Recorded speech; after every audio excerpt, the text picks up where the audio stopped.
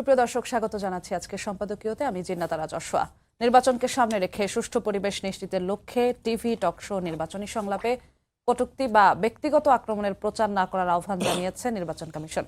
তাদের এই আহ্বান এমন সময় জানানো হয়েছে যখন রাজনৈতিক দলগুলো এবং তাদের সমর্থকদের কথাবার্তায় ব্যক্তিগত আক্রমণ, মিথ্যা তথ্য প্রচার ও অসহিষ্ণুতা স্পষ্টভাবে লক্ষ্য করা যায়। সুষ্ঠু নির্বাচনের পথে বাধাগুলো দূরীকরণে সংশ্লিষ্টদের ভূমিকা ও সাম্প্রতিক রাজনীতি নিয়ে আজকের সম্পাদকীয় রাজনৈতিক শিষ্টাচার। আর এসব নিয়ে কথা বলতে আমাদের সঙ্গে স্টুডিওতে উপস্থিত আছেন আজিজুল বারী হেলাল, তথ্য বিষয়ক সম্পাদক বিএনপি, এবং অধ্যাপক সৈয়দ আব্দুল আজিজ, রাজনৈতিক বিশ্লেষক। দর্শক, আপনারাও এই আলোচনায় অংশ নিতে পারেন, এজন্য আপনাদের ফোন করতে হবে টেলিভিশনে দেখানো নম্বরে। এছাড়া ফেসবুকের মাধ্যমেও আপনাদের মন্তব্য পাঠাতে পারেন। আলোচনা শুরুর আগে জেনে নেব এখনকার প্রধান শিরোনামগুলো। স্বপ্ন দেখাতে নয়, বাস্তবায়নে বিশ্বাসী বিএনপি। লন্ডনে বিদায়ী সংবর্ধনায় তারেক রহমান এবার নিজেই জানালেন দেশে ফেরার তারিখ। ষড়যন্ত্র রুখতে সতর্ক থাকার আহ্বান।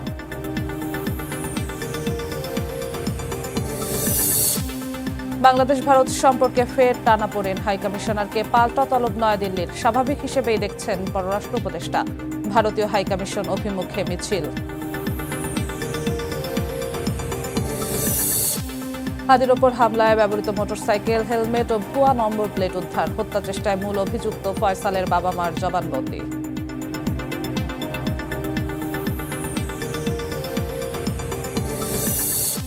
সাবেক সেনা কর্মকর্তা জিয়াউলের বিরুদ্ধে ৩ শতাধিক ব্যক্তিকে হত্যা ও গুমের অভিযোগ। আমলে নিলেন ট্রাইব্যুনাল। সংশ্লিষ্টতা পাওয়ার দাবি প্রসিকিউশনের।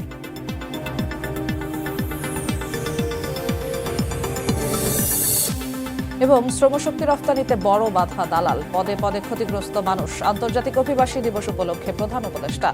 দক্ষতার অভাবে তরুণদের বিদেশে পাঠানো সম্ভব হচ্ছে না।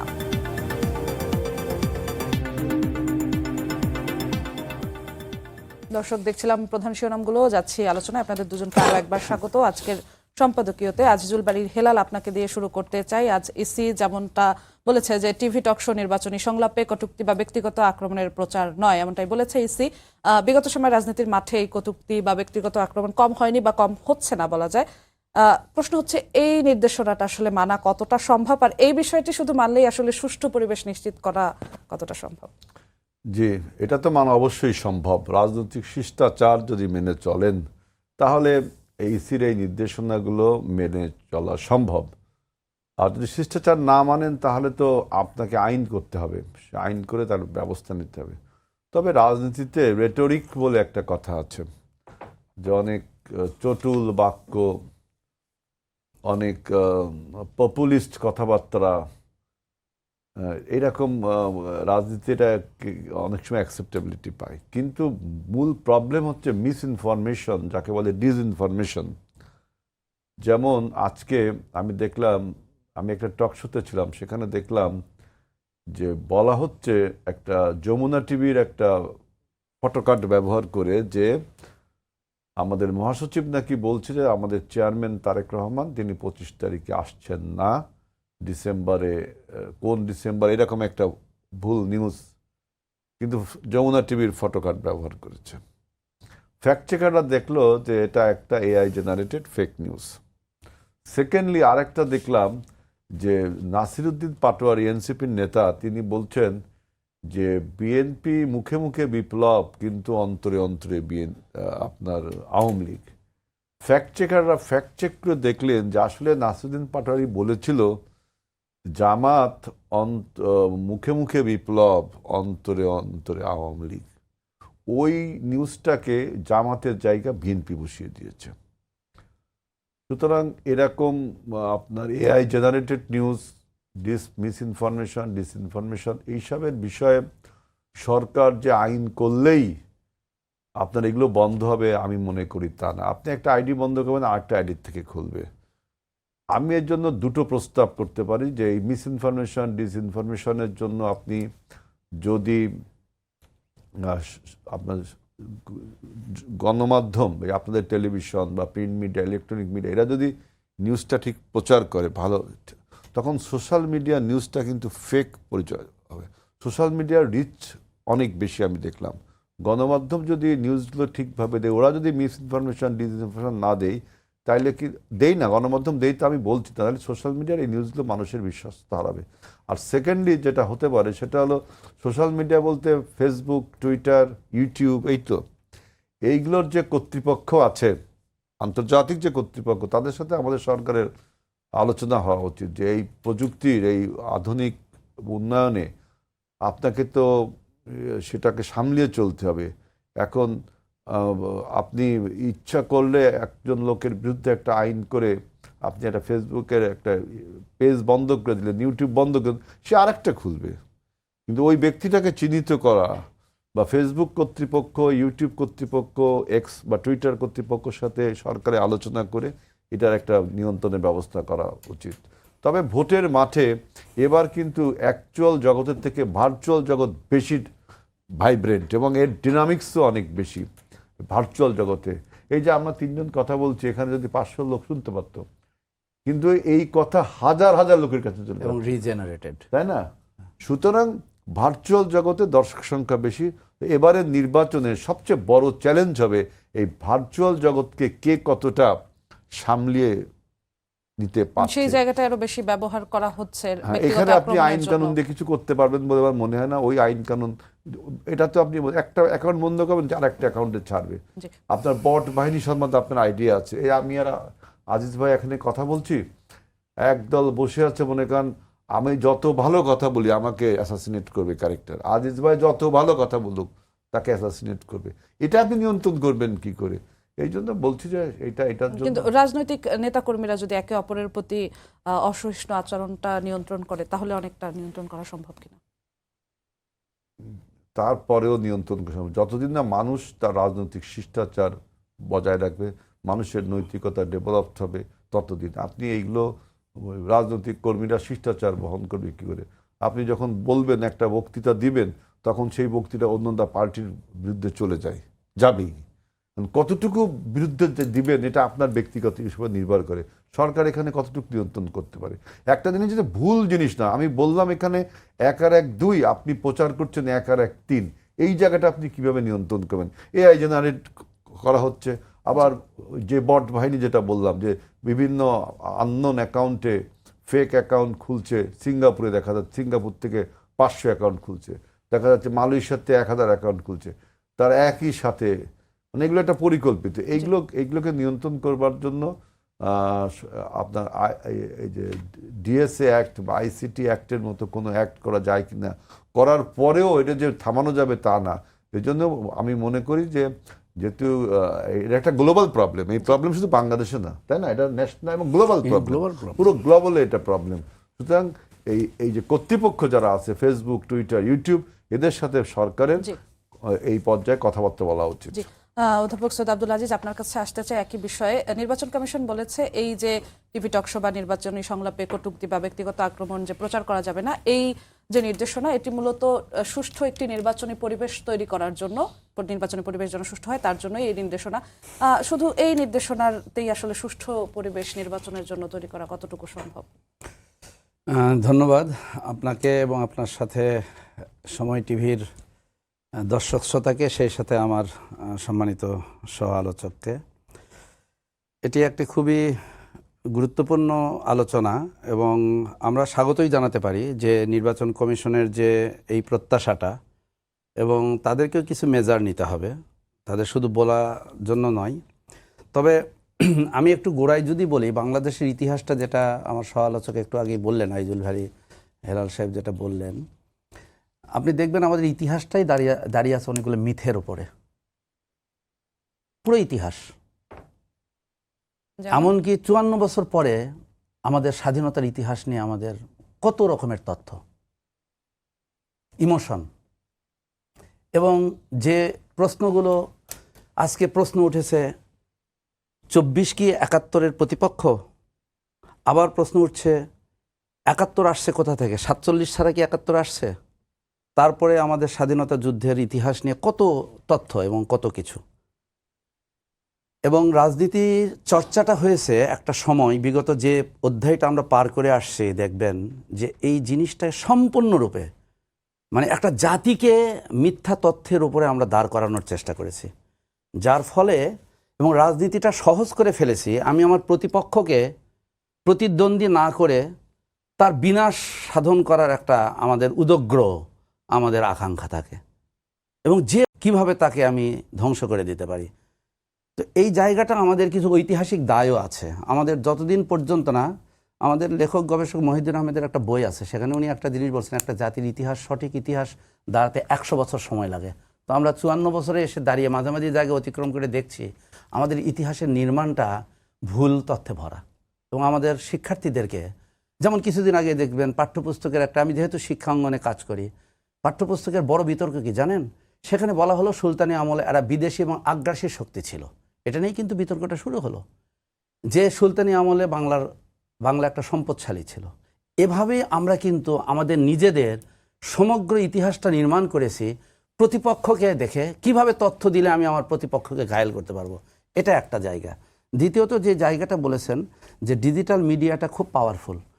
আপনি দেখবেন প্রথম বিশ্বযুদ্ধের পরেই কিন্তু পৃথিবীর প্রথম পাশ্চাত্য দুনিয়ার কাছে পৃথিবীর সকল শক্তি চলে যায়, এবং গোটা পৃথিবীর নিয়ন্ত্রণটাও চলে যায় পাশ্চাত্য দুনিয়ার কাছে। এবং তারা একটা জিনিস তৈরি করে যেটাকে ফোর্থ স্টেট বলা হয়, মিডিয়া।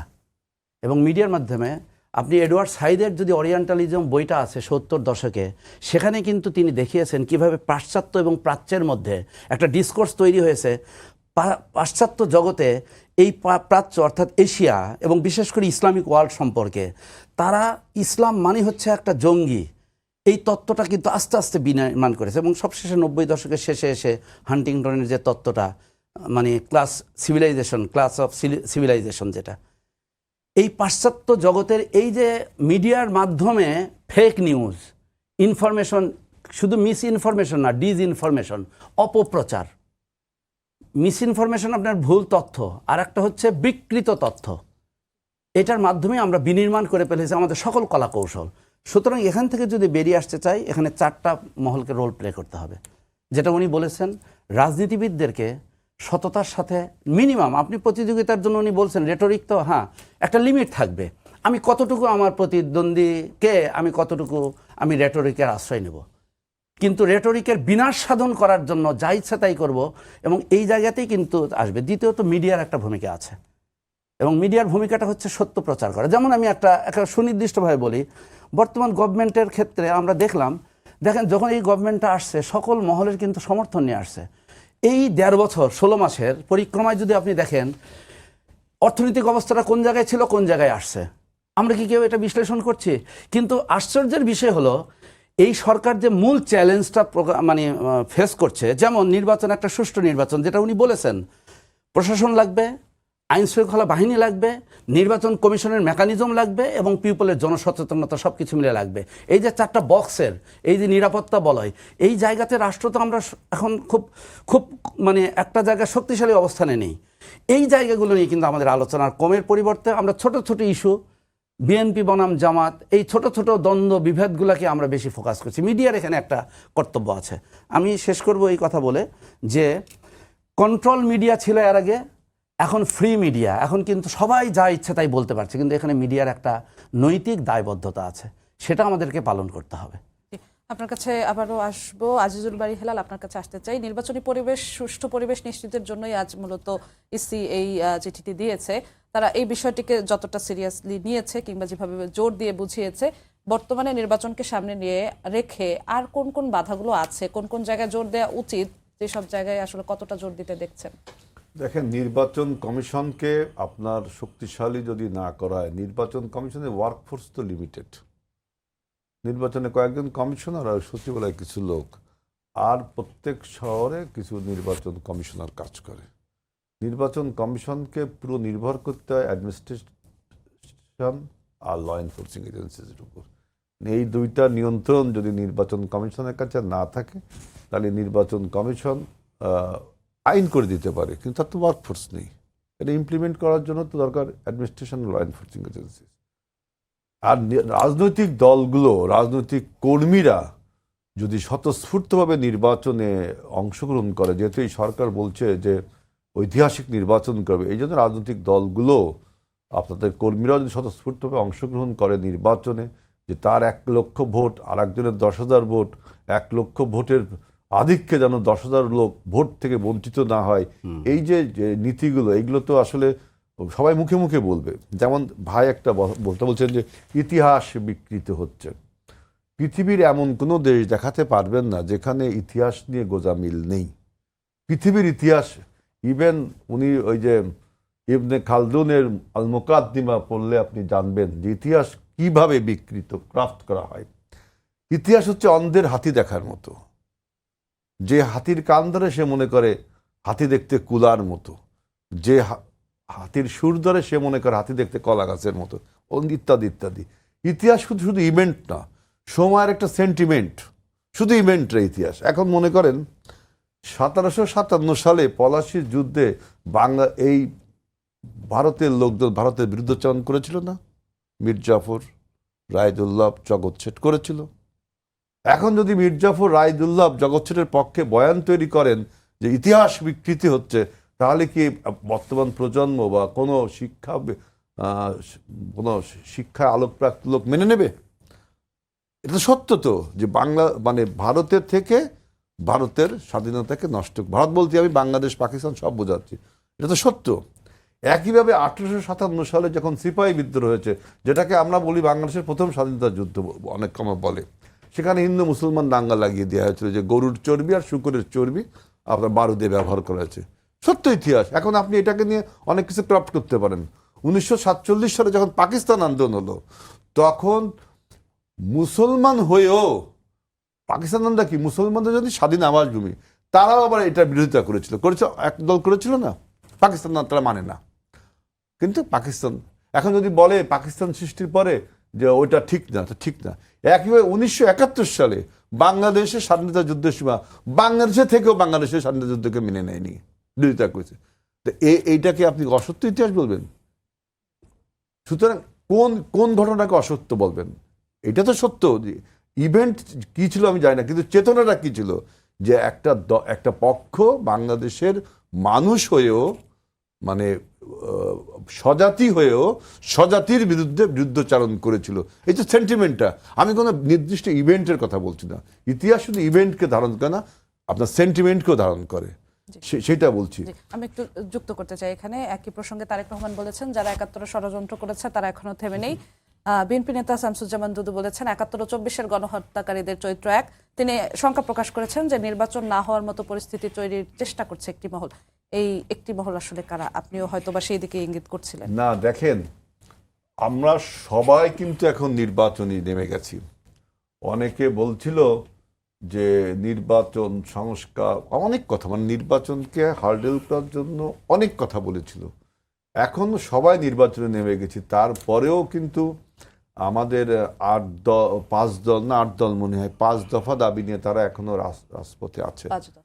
5 দফা, 8 দলই 5 দফা দাবি নিয়ে। তাহলে এটা তো একটা নির্বাচনের জন্য বাধা। এখন তো নির্বাচন সামনে, কিন্তু তারা নির্বাচনী প্রচারণা নিজেদেরটা আবার ঠিকঠাক চালাচ্ছে। এটা কোন ধরনের? এটা সব বিরোধিতা তো, তাই না? এটা সব বিরোধিতা তো। তারপরে হলো যে আপনার আপনার বিভিন্ন রকম বয়ান তৈরি করা। আমি জামাতে ইসলামী বাংলাদেশ, তারা তো আপনার নির্বাচনে 300 আসনে নমিনেশন সবার আগে দিয়েছে, আমি দেখলাম, তাই না? আর সবার আগে আমরা নির্বাচন চেয়েছি। আমরা 7 তারিখে নির্বাচন চেয়েছি, 8 তারিখে যখন সরকার গঠিত হলো, জামাত ইসলাম নমিনেশন দিয়ে দিচ্ছে। তারও পরে দেওয়ার পরে বলছে যে এইটা কন্ডিশন দিয়ে নির্বাচনকে বিভিন্নভাবে বাধাগ্রস্ত করেছে। সেই কথাগুলো বিএনপির থেকে বলা হচ্ছে। আর এছাড়া আপনার নির্বাচনকে বিভিন্ন রকম বাধাগ্রস্ত করবার জন্য এই যে ম্যানুফ্যাকচারিং কনসেন্ট, নোম চমস্কির বিখ্যাত বই ম্যানুফ্যাকচারিং কনসেন্ট, কিভাবে সম্মতি উৎপাদন করতে হয়, মনে করেন নির্বাচনের বিপক্ষে বয়ান তৈরি করা, যে মানুষ এখনো একটা ফ্যাসিবাদকে তাড়িয়ে দিয়ে আর একটা ফ্যাসিবাদ চায় না।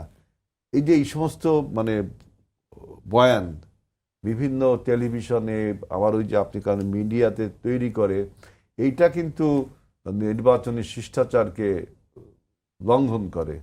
এই যে আপনার ওই যে বলছে যে একজনকে তাড়িয়ে দিয়ে আর একজন সবাইকে দেখলাম, এখন আমাদের দেখার সময়, এই কথাগুলো বললে কিন্তু তখন আমাদের ইতিহাসের দিকে আমরা চলে যাই। আর ইতিহাসের দিকে গেলে তো একটা কালো অধ্যায় জামাতের রয়েছেই, একটা কালো অধ্যায়, এটা অস্বীকার করতে কেউ পারবেন না। সুতরাং আমাদের এখন উচিত হবে আগামী বাংলাদেশ নিয়ে যে ভাবনাটা যেটা বিএনপি করছে, যে আমরা 8 দফার ভিত্তিতে 31 দফা আপনাদের দেখেছেন, 31 দফাকে আরও সিনথেসিস করে কনসাইজ করে আমরা কিন্তু 8টা প্ল্যাটফর্মের উপর দাঁড়িয়েছি। আমরা জনগণকে নির্বাচিত হলে কি কি করব, কি কি করতে চাই, অতীতে আমরা কি কি ভালো কাজ করেছি, যেমন আমরা এবার নতুন যে দারিদ্র্য বিমোচনের জন্য, নারীদের ক্ষমতায়নের জন্য ফ্যামিলি কার্ডের কথা বলেছি, কৃষকদের উন্নয়নের জন্য ফার্মার্স কার্ডের কথা বলেছি, হেলথ পলিসির কথা বলেছি। অন্য কোনো রাজনৈতিক দল কি করবে তা কিন্তু বলেনি। তাদের একটাই কথা যে এই দেশকে আপনার রূপান্তরিত করতে হবে। কি রূপান্তর করব? যেমন আমরা বলছি রূপান্তরিত করতে হবে, দারিদ্র্য বিমোচন করতে হবে, স্বাস্থ্যের উন্নতি ঘটাতে হবে। কিভাবে ঘটাবো সেটাও আমরা বলেছি। আমাদের যে 8 দফার ভিত্তিতে আমাদের ম্যানিফেস্টো আপনারা দেখতে পাবেন সেগুলো। জি, আপনার কাছে আবারও আসবো। অধ্যাপক সৈয়দ আব্দুল আজিজ, আপনার কাছে একই প্রসঙ্গে আসতে চাই। নির্বাচন না হওয়ার মতো কোনো পরিস্থিতি কোনো মহল তৈরি করছে কিনা, আপনার দৃষ্টিতে কোনো কিছু চোখে পড়ছে কিনা? হ্যাঁ, ধন্যবাদ। আমি আবারও একটু আপনার এই প্রশ্নটা আমি এক কথায় যদি বলি, অবশ্যই নির্বাচন, একটা সুষ্ঠু নির্বাচন হওয়ার জন্য একটা মহল অবশ্যই, এবং তারা কিন্তু এটা রাগঢাক না রেখেই এটা বলে দিয়েছে, এবং সেই মহলটা পরিষ্কার যে তাদের ছাড়া কোনো নির্বাচন হবে না। সেটা আওয়ামী লীগ অবশ্যই, মানে যে শক্তিটা মানে এখন বর্তমানে সিনে নেই, যাদের কার্যক্রম নিষিদ্ধ হয়েছে, দল নিষিদ্ধ হয়নি, এবং একটা বিচার প্রক্রিয়া আছে, একটা সংস্কার প্রক্রিয়া এই পর্যন্ত। সুতরাং এটা কিন্তু কোনো রাগঢাক নেই, যে পরিষ্কার, এবং তাদের ঘোষণাই দেওয়া আছে। এটা একটা খুব বড় চ্যালেঞ্জ। এই কথাটা আমাদেরকে মাথায় রেখেই কিন্তু সকল যারা এই রূপান্তরিত বাংলাদেশের, যারা নতুন একটা বাংলাদেশের স্বপ্ন দেখছেন, বিনির্মাণের চেষ্টা করছেন, আমি বিশেষ করে বড় দল হিসাবে বলবো যে বাংলাদেশের তো আওয়ামী লীগ সরে যাওয়ার পরে বিএনপি বৃহত্তম রাজনৈতিক দল, তাই না? এটাই মানুষের ইয়েতে আছে। এখন উদীয়মান শক্তি হিসেবে জামাত ইসলামী আসছে। এখন কিন্তু দেখা যাচ্ছে যে, যেটা আমার হেলাল ভাই যেটা বললেন, যে দীর্ঘদিনের বন্ধু এখন কিন্তু পরস্পরের মুখোমুখি। আমি ওই জায়গাগুলোতে যাব না, যে এইটা একটা রাজনৈতিক কিন্তু জোট, এবং শুধু জোট না, এটা একটা জুতোবদ্ধ জোট। তার সাথে বিএনপির কতগুলো মানে আইডিওলজিক্যাল পয়েন্টের কিন্তু মিল আছে, এবং এটা আমার কাছে কৃত্রিমই মনে হচ্ছে। এটা নিছক একটা সামনে নির্বাচন কেন্দ্রিক। তো নির্বাচনের থ্রেটটা, আমি যদি আপনার প্রথম প্রশ্নটাকে নিষ্পত্তি করতে চাই, আমি মনে করি নির্বাচনের থ্রেট আছে। আইন শৃঙ্খলা পরিস্থিতিটা যতই বলুক না কেন, আইন শৃঙ্খলা পরিস্থিতি এবং মানুষের মধ্যে কিন্তু আশঙ্কা আছে, এবং সেটা হচ্ছে নির্বাচনের আমি যে কোণাটা বললাম, 4টা পিলার, যে এই জায়গাগুলোকে মজবুত করার জায়গাতে এখনও দুর্বলতা আছে। এবং সেক্ষেত্রে যারা নতুন একটা বাংলাদেশকে কল্যাণ একটা পরিবেশ তৈরির জন্য যারা করছেন, কিছু বিরোধিতা সত্ত্বেও তাদের ঐক্যবদ্ধ একটা প্রয়াস লাগবে। না হলে কিন্তু এই নির্বাচন যে ঝুঁকিটা আছে এটা মোকাবেলা করাটা, নির্বাচন কমিশন কিন্তু বিচ্ছিন্ন জিনিস নয়, তাদের মেইন স্টেক হোল্ডার হচ্ছে রাজনৈতিক দলগুলো। এই জায়গাটাতে আমি মনে করি এই থ্রেট মোকাবেলা করা যাবে যদি পুরো রাজনৈতিক শক্তিটা নির্বাচন কমিশনের সাথে যদি তারা ঐক্যবদ্ধ প্রয়াস চালায়। এছাড়া অন্যান্য ইনস্টিটিউশনগুলোর ভূমিকা আছে, সিভিল সোসাইটির ভূমিকা আছে, মিডিয়ার ভূমিকা আছে, জনগণের ভূমিকা আছে। আমি এই জায়গা থেকে একটু ব্যাক করে আসতে চাই কয়েকটা জায়গায়। আমি আশা করব যে আমি বিএনপির রাজনীতিটাকেও পর্যবেক্ষণ করি, আমি অন্যান্য দলেরও রাজনীতি পর্যবেক্ষণ করি। হ্যাঁ, অবশ্যই কোনো রাজনৈতিক দল কিন্তু সহি সাফা নয়। রাজনীতি করতে হলে আপনার ভুল হবে।